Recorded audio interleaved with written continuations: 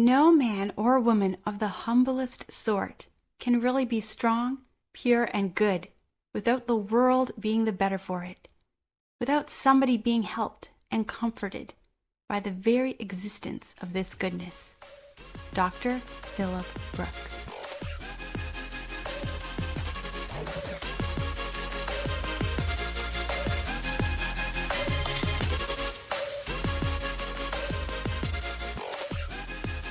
It is the year 1868. You enter a church and take a seat. A large, 300-pound man, 6 feet and 4 inches tall, is standing in the pulpit. He speaks with kindness and intelligence, and there is something extremely peaceful in the way that he speaks. After the preacher sits back down, a choir stands to sing a song. It's the debut of a song that would be sung every year after that. The preacher was a man named Philip Brooks. And the song? Well, let's start at the very beginning. Welcome back to Church History. I'm your host, Laura Lee Siemens. And I've recorded a brand new episode, and I'm so excited to share it with you. Before we get started, don't forget to check out my website, lauraleesiemens.com. And on my website, you'll find out where you can purchase my book and other mugs with great quotes from the Church Fathers. All right, let's get started with today's episode. The year was 1835. It was quite a year.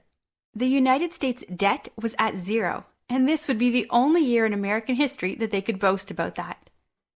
Countries were starting to abolish slavery, and the abolitionist movement was growing. Hans Christian Andersen published his masterpiece, Fairy Tales Told for Children. The Great Fire of New York destroyed 530 buildings, including the New York Stock Exchange. Sally Hemings, the slave and concubine of Thomas Jefferson, passed away. It was a time of change, and into this world was born a little boy. He would grow up to be a man you probably never heard of, and yet his work is something that has most likely been part of your life. The little boy was named Philip. He had 5 brothers, and his parents, William and Mary Ann, were from Boston, Massachusetts. Both his mother and father were very well respected and admired. Philip went on to attend Harvard University. At that time, Harvard was a Christian university with a passion to train men to preach the gospel. In 1859, just 2 years before the start of the Civil War, Philip was ordained and took the pulpit of the Advent in Philadelphia. He started his preaching career during a time when the country was torn apart. When the Civil War ended, Philip knew that the country needed peace. And he didn't know how to preach to a country that was so broken. He decided to go to a place that had once been torn apart by war, living under the rule of another country. And then peace had been born right there. He went to Bethlehem. It was Christmas of 1865, and there in Jerusalem, Philip found the reminder he needed of how to preach peace. It was Christmas morning, and 2 men are riding horses and entering the city of Jerusalem. Philip is one of those men, and he's suddenly filled with a peace he simply could not explain.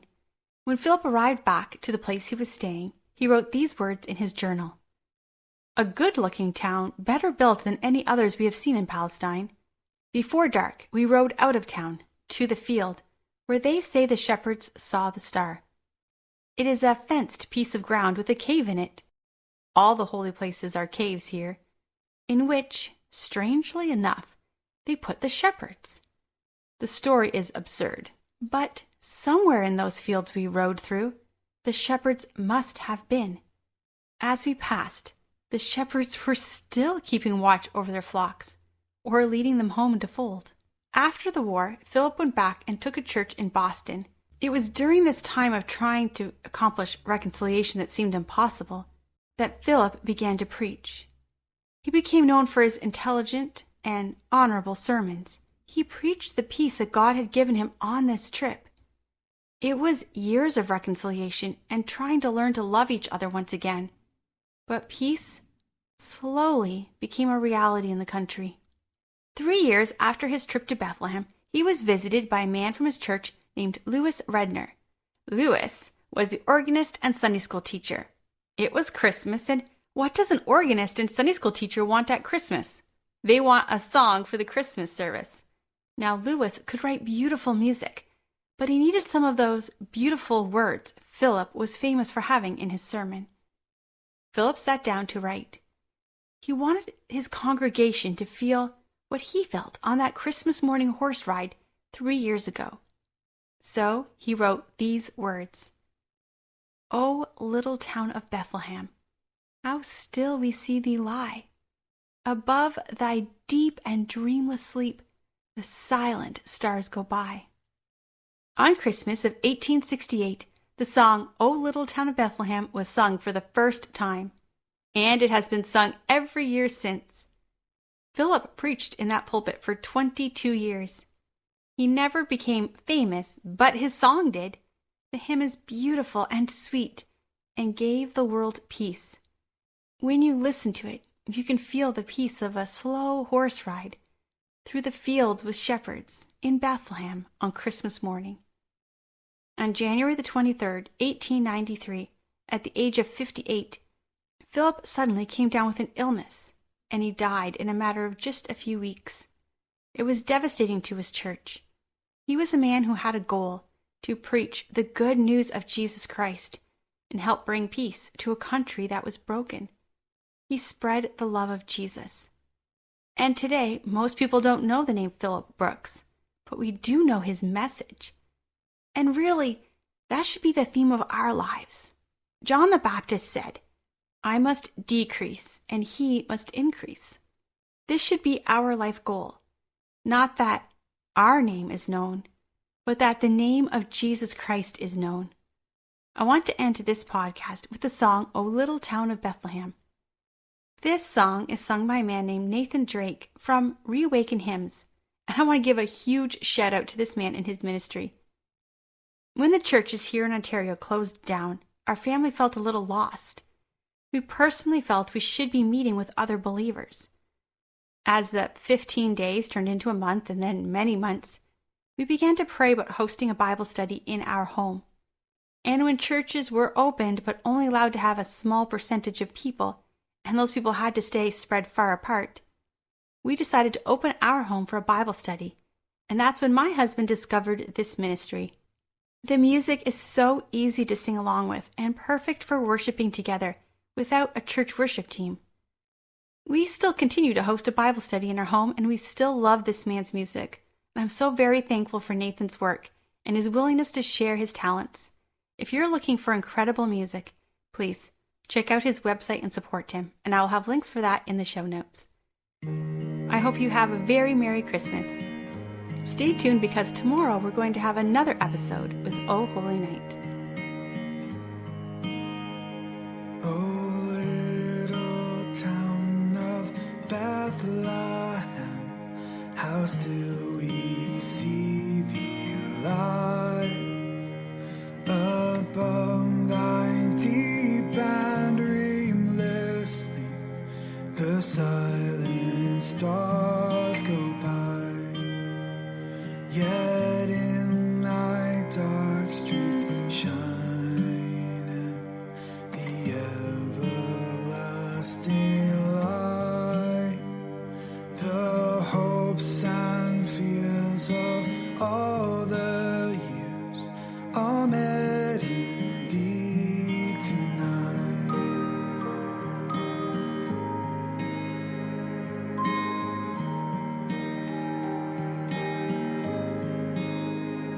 For Christ is born of Mary and gathered all above.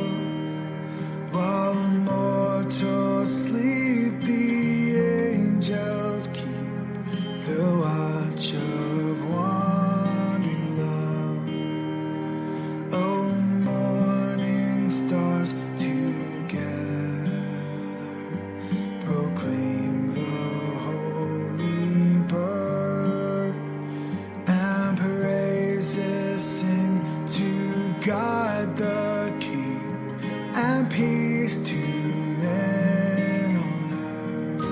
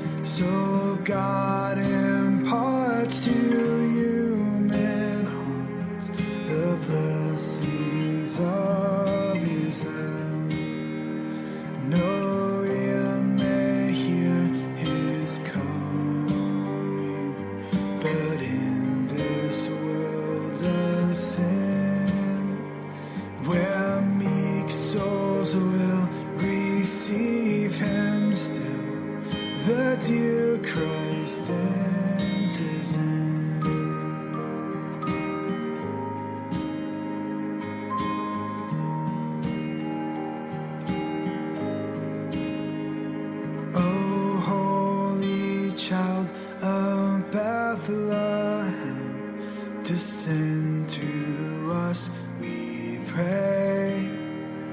Cast out our sin and enter in. Be born to us today. We hear the Christmas angel, the great glad tidings tell.